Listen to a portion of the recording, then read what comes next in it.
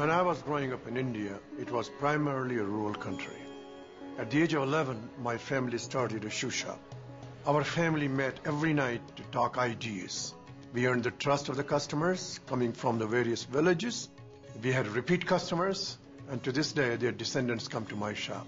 My nephews today run that shop, and they now have 2 more shops in the same town.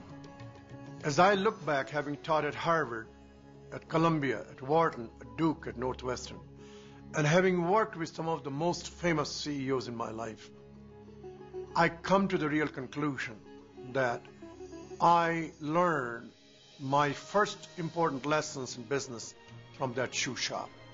Those lessons are permanently etched in my DNA.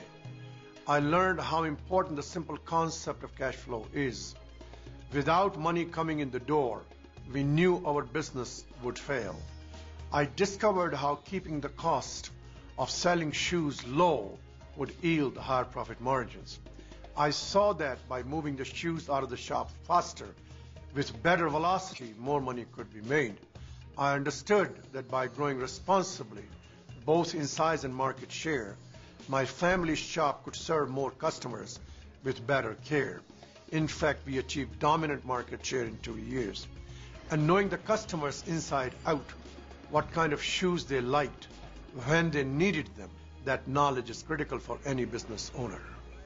What are the building blocks of running a business successfully? Cash generation, profit margin, velocity, business growth, and customers. It doesn't matter if they are a for-profit business or not for profit, a government organization or a charity. Every leader needs to understand these building blocks. This seems like common sense, but common sense is very uncommon. Most business leaders forget how they make money. First, there is cash generation. If you don't have more cash coming in than cash going out, your business will fail. Cash can come from various kinds of sources, like customers and profit-making organizations, or donors and grants for charities, or tax collections for governments. Look at Amazon.com, one of the pioneers of internet-based retailing. When Amazon.com first started, it did not carry inventory that gave it a huge cash advantage over traditional booksellers, which had lots of books and lots of bookstores and warehouses. Amazon.com generated cash, which it used for marketing, generating even more cash. Then there is profit margin. Companies that do well always pay close attention to margins. Microsoft has nearly 90% gross margin. I like that kind of business. Even non-profit companies still have a type of money-making model. Take a museum, for example. Money rules every decision an organization like this makes.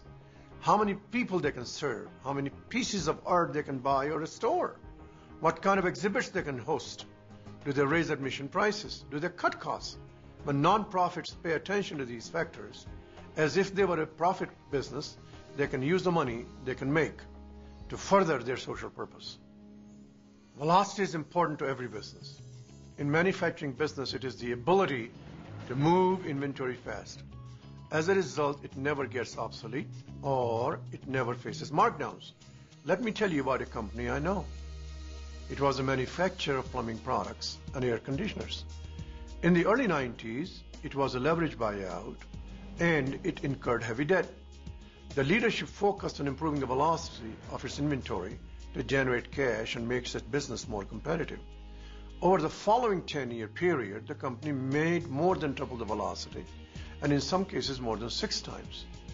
This resulted in improved cash flow, better margins, and reduction of debt. Fourth is growth. You should pursue growth in ways that support your money-making model.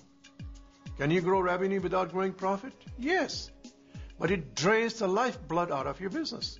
For example, there was an entrepreneur who built a business installing beverage equipment at restaurants.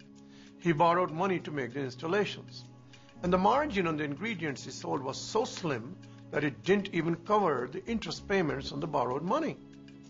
And yet he was obsessed with growth.